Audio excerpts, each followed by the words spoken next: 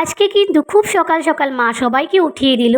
কেন উঠিয়ে দিল জানো? বেলা হলে রোদ চলে আসবে, তারপর এখানের মিস্ত্রিরা কাজে চলে আসবে, আমরা জামা কাপড় মেলতে পারবো না। তা মা সকাল সকাল উঠিয়ে দিল, কেননা বেড কাভারগুলো, বালিশের ওয়ারগুলো অনেক নোংরা হয়ে গেছিলো, সেগুলো ধুয়ে তাড়াতাড়ি মেলবে। তারা আসার আগে যদি একটু শুকিয়ে যায় তাহলে ঘরে মেলবে। তা আমাদের এবার একটু প্রবলেম হচ্ছে খুবই, আমাদের পিছনে যাওয়ার রাস্তাটা আমি তোমাদেরকে পরে দেখাবো, এখন ঠিক দেখাতে পারছি না। আর এইদিকে দেখো আমি ঘরে কাজ করতে এসেছি, ছেলে বলছে মা বুকের মধ্যে ব্যথা হচ্ছে। তা আমি ওকে বলেছি দুদিন দিয়ে খুব চপ টপ খাওয়া হয়েছে, তো এর জন্যে হবে, গ্যাসের প্রবলেম হয়ে গেছে। তাই আমি বললাম ঠিক আছে বেশি করে জল খা, তা ঠিক হয়ে যাবে। তা গুড মর্নিং বন্ধুরা, শুভ সকাল। তোমরা কেমন আছো আমাকে জানিও, অবশ্যই জানিও। আমি কিন্তু মোটামুটি ভালোই আছি, আর একটু খারাপও আছি বলতে পারো, কেননা অনেকটা সমস্যার মধ্যে দিয়ে আমাদেরকে মানে আর কি যেতে হচ্ছে। আমাদের সবথেকে বড় টেনশন হচ্ছে পিছনে যাওয়া নিয়ে। আমাদের যদি পিছনে যাওয়ার জায়গাটাই না থাকে তাহলে আমরা কি করে পিছনে যাব বা কি করে আমরা হাঁটাচলা করব, এই নিয়ে কিন্তু সকাল থেকে মা অনেকটাই টেনশন করছিল। আমি বললাম টেনশন করতে হবে না। দিদিও তাই বললো, টেনশন করো না, পাশে একজন দাদা আছে তাকে ডাকিয়ে আর জায়গাটা দেখাবো, আর প্লাস একটুখানি মিটিংও নেবো, ঠিক আছে? মা চা খেয়ে উঠে গেছে, আর এত পরিমাণ গরম দিয়েছে আজকে, কি বলবো তোমাদেরকে। আজকে প্রচণ্ড গরম, আর মা সকাল থেকে মানে কী বলবো, একটু বসে নেই, এটা খোলো ওটা খোলো, এটা করে এটা সেটা, মানে সারা জামা কাপড় কাচতেই হবে, বালিশ করে দেওয়া, এই করা সে করা। রোদ কিন্তু খুবই উঠেছিল সকালবেলা, এখন কিন্তু রোদ নেই, সেই যেরকম ডেলি মৌসুমের মতো ওরকমই যাচ্ছে আসছে যাচ্ছে আসছে। তা আজকেও কিন্তু আমাদের একটা পুজোর মধ্যে আছে, কিন্তু ছেলে শরীরটা একটু খারাপ বলে আর বলছে ছেলে কি আমি যাবো না মা। তা আমিও যাবো না। আমার আবার প্রসাদ খেতে যেতে খুব ভালো লাগে। কিরকম ভালো লাগে, যেরকম কোথাও মাঠের মধ্যে খিচুড়ি খাওয়াবো, গিয়ে মাঠের মধ্যে বসো, পিকনিক টাইপের মনে হয়, খুব ভালো লাগে। আমার ছেলের আমার ভালো লাগে। মার অবশ্য কাজে যাওয়ার টাইম হয়েছে, কিন্তু তাও মাকে পাঠালাম একটু কথা বলার জন্য। আর জানো তো মা অতটা বোঝে না, মা একটুখানি কিরকম অন্যরকম মানুষ আর কি। তা মা কথা টথা বলা হয়ে গেল, মা কিন্তু কাজে চলে গেছে। আর মা এখানে পটল ছিলে রেখে গেছিলো, তা অর্ধেক অর্ধেক ছিলে ছিল, তাই আমি আবার পুরো পটলের চোকলাটাই ফেলে দিলাম। আবার পটলের চোকলা যদি পুরোটা না ফেলে দিই তাহলে আবার খেতে ভালো লাগে না। এখানে কটা ভেন্ডি কেটে দিয়ে গেছে, ভেন্ডিটা শস্য বাটা দিয়ে করবো, আর পটল কটা ভাজা করে ফেলবো। আর এখানে আমি একটুখানি চাল নিয়ে নিয়েছি, বেশি নিয়ে নিই, আমরা দুজন খাবো এই দুবেলা, তা আমাদের ভালোভাবে হয়ে যাবে। তা আমি কিন্তু চালটা ধুয়ে ভাতটা বসিয়ে দিয়েছি, ভাবলাম এখানটা এতটা চা করার পরে না সকালবেলা এখানটা চা পড়ে আর খুব প্রবলেম হয়ে যায়, আঠা আঠা হয়ে যায়।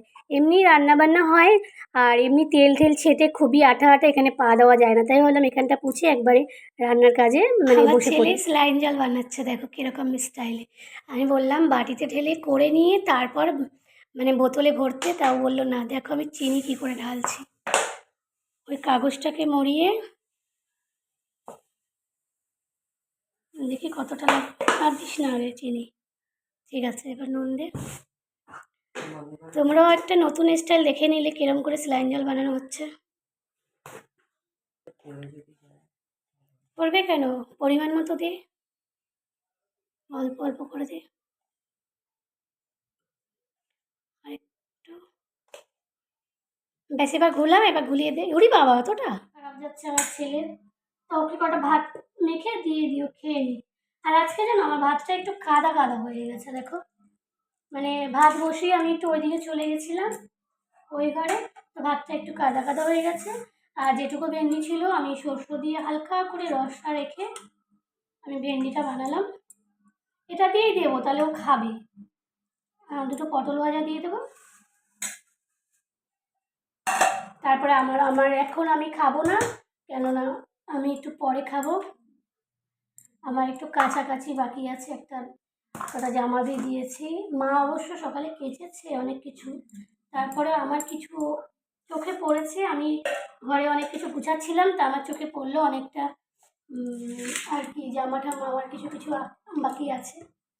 তা আমি সেগুলো কেচে টেচে তারপরে এসে ভাত খাবো। তা আমি যাচ্ছি ছেলেকে খাবারটা দিয়ে আসি। এতগুলো জামা কাপড় তুলে নিয়ে আসলাম, বাইরে এত রোদ, এতটাই সমস্যার মধ্যে পড়েছে। মিস্ত্রি সাহেবরা সব পিছনে কাজ করছে, ঠিকভাবে পিছনে যেতেও পারছি না, আর তার জন্য স্নানটাও করতে পারছি না। এখন হয়তো ওনারা মানে আর কি টিফিন করতে গেছেন, তা আমি একটু পিছন দিয়ে পিছনের কাজ সেরে তারপরে একটু স্নানটা করে আসি। এই সকাল থেকে অপেক্ষা করছি কখন একটু সুযোগ পাবো আর কি। আমার সব কাজই হয়ে গেছে, এতক্ষণ বসে বসে ছেলের সাথে, ছেলে আছে ঘরে, মেয়ে আছে, তাদের সাথে টিভি দেখছিলাম। আর গরমে তো টিকতে পারছি না, কখন থেকে ভাবছি স্নানে যাবো স্নানে যাবো, কিন্তু স্নানে যাবো যে আমার তো আরো কিছু কিছু পার্সোনাল কাজ আছে, সেটা না করে স্নানটাও করতে পারছি না।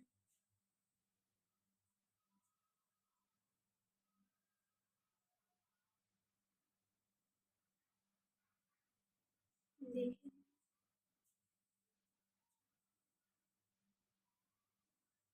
এবার আমি তাড়াতাড়ি গিয়ে কাজটা সেরে আসি। নাইটিটা রেখেছি স্নান করে পরবো বলে, তাই এই দেখো ঠিক এরকম ভাবে আমাদের জায়গাটা এখান থেকে বেঁকে গেছে। তা আমাদের জায়গা মাপার পরে এটুকু আমাদের আরো এক্সট্রা বেরিয়েছে, তাই মিস্ত্রি সাহেব আবার উপর থেকে ইট লাগিয়ে দিয়েছে ওই পাশটা। তা কমসে কম একটু হলেও তো জায়গা বেরিয়েছে বলো। এইটুকু জায়গা বেরিয়েছে যাতে আমরা দু পা দিয়ে আমরা হেঁটে পিছনে আসতে পারি। আর এদিকে বদ্দি আর বাবু আমার চলে এসেছে এখানে। সুপারি গাছ কাটা হয়েছে, সেই সুপারি গাছের বাঁশের মতোই কাজ করবে আর কি। তার জন্য বললো যে এটা নিয়ে যা, এটা দুপাশে পুঁতে দিয়ে আমাদের আবার মানে জামা কাপড় মেলার জায়গা হয়ে যাবে, নাহলে তো আমাদের জামা কাপড় মেলার কোনো জায়গাই নেই। তা আমার দিদি আর ছেলে চলে এসছে এটা ধরে উঠিয়ে নিয়ে যাওয়ার জন্যে।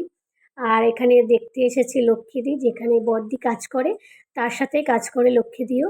তা পিছনটা একটু দেখতে এসেছে, চলো তোমাদের এই দিকটা দিয়ে আমি দেখিয়ে দিচ্ছি। এই দেখো, এখান থেকে ঠিক আমাদের এরকমভাবে রেলিংটা গেছে। তাহলে বলো, আমরা যদি নাই বলতাম ওরা নিশ্চয়ই করতো না। এই কথাগুলো বলতে গেলেই অনেকের একটু খারাপ লাগে, অনেকেই কষ্ট পায় মনে। কিন্তু কষ্ট পেলে হবে না, এটা তো আমাদের সারা জীবনের ব্যাপার বলো। আমাদের যদি রাস্তার দিয়ে হাঁটারই জায়গা না থাকে একটু, ওই কোনাটার দিয়ে কিন্তু একটুও জায়গা নেই হাঁটার। তা তার জন্য আমরা একটু বলেছি, হয়তো অনেকে মন খারাপ করেছে বা অনেকের খারাপ লেগেছে।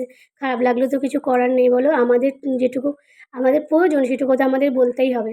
তা এই বাঁশটা মানে এইটাও বাঁশের কাজ করবে, সুপারি গাছ, তা এটাও নিয়ে গেলাম। এটা নিয়ে গিয়ে রেখে দেবো সময় করে, যখন ওদের এই জায়গাটা কমপ্লিট হয়ে যাবে তখন আমরা আমাদের সময় করে এই জায়গাটা দিয়ে মানে বা এটা পুঁতে দেবো, পুঁতে দিয়ে একটা গাছ দিয়ে লাগিয়ে দেবো উপর থেকে। তাহলে আমাদের ঘরের কোণাটা একটু দেখেছো, হ্যাঁ এতটা জায়গা বেঁচেছে, আগে তো তাও বাঁচেনি। এটুকু জায়গা দিয়েও আমরা হাঁটাচলা করতে পারবো বেশ ভালোভাবেই। তা আমরা বাসটা নিয়ে আসলাম, ওটা পরে পুঁতবো। তবে হ্যাঁ, একটু সমস্যা থেকে মুক্তি পেলাম বন্ধুরা, অনেকটাই সমস্যা হচ্ছিল। এই দেখো এখানে আবার নিতে চলে এসেছে সুপারি গাছ ভেবে কাঁঠাল গাছটাকে। ওরা বলছে যে না এটা কাঁঠাল গাছ, আমরা আমাদের দিদি বলছে ঠিক আছে উঠা ওঠা দেখি কী গাছ। তাই দেখো বাবু আমার উঠিয়ে ধরছে, তোমরা একটু দেখো এটা কী গাছ, এটা সুপারি গাছ না, এটা কিন্তু কাঁঠাল গাছ। আর কলা গাছগুলো কাটা হয়েছে এখানে। তাই বললো ওটা নাকি পাশের বাড়ির মামি নেবে। তাই আমি বললাম যে থাক আর নিতে হবে না, যে দুটো নেওয়া হয়েছে ও দুটোতে হয়ে যাবে। বাবু সাইকেল নিয়ে বাইরে ঘুরতে যাবে বলছিল জানো এতক্ষণ, আর আমি বাইরে যেতে দিই না, কেন ও যেখানেই বলে যায় কি মা আমি এখানে যাবো, কিন্তু সেখানে যায় না, তার থেকে দূরে দূরে চলে যায়। আমার প্রচণ্ড টেনশন হয়, তাই ও বলেছে ঘরে থেকে আমি কি করব। তা আমি বলেছি যে যেই জামাগুলো তোলা হয়েছে, যেগুলো ধোয়া হয়েছিল আর কি, সেই জামাগুলো বসে বসে ভাঁজ করে রাখো। তো ও তাড়াতাড়ি করে ভাঁজ করতে শুরু করে দিয়েছে। ও ভেবেছে তাড়াতাড়ি করে ভাঁজ করলে হয়তো কাজটা শেষ হয়ে যাবে, তাহলে হয়তো সাইকেল নিয়ে বেরাতে পারবে। কিন্তু আমি ওকে সাইকেল দেবো না, আমি ওকে আরও অন্য কাজ দেবো। তা তোমরাই বলো ঠিক করেছি কি না, এখানে ওখানে যাওয়ার থেকে একটু ঘরে কাজ করা ভালো না বলো তো। আর আমাদের একটু জায়গাটা নিয়ে একটু সমস্যা হচ্ছিল, কিন্তু এখন একটু মানে ঠিক রাস্তায় এসেছে, এখন একটু ঠিকঠাক হয়ে গেছে আর কি। মানে আমাদের দিকে চলে এসেছিলো মানে 2.5 ইঞ্চি, তাই সেই জায়গাটাকে আবার একটুখানি ঠিক করলো মিস্ত্রি সাহেবরা। এখন একটু টেনশন ফ্রি হয়েছি আমরা। আর মানে একটু যাওয়ার জায়গা মানে একটু হয়েছে আমাদের আর কি, যেটুকু দরকার সেটুকু ছিল, মানে আমার যেটুকু থাকার দরকার সেটুকু এখন আছে, ওরা ঠিক করে দিয়েছে মিস্ত্রি সাহেবরা। এখন একটু সমস্যা থেকে মুক্তি পেলাম। চলে এসেছি ঘুগনি খেতে, চপ খেতে এসেছিলাম, কিন্তু চপের দোকান ওদিকে বন্ধ আছে। ওদিকে সব গ্রাম মানে সব গ্রাম পঞ্চায়েতে যে কাউন্সিলর আছে ওখানে মিটিং হচ্ছে, তাই এখান থেকে দেখো কয়েক প্লেট ঘুগনি নিয়ে গেলাম।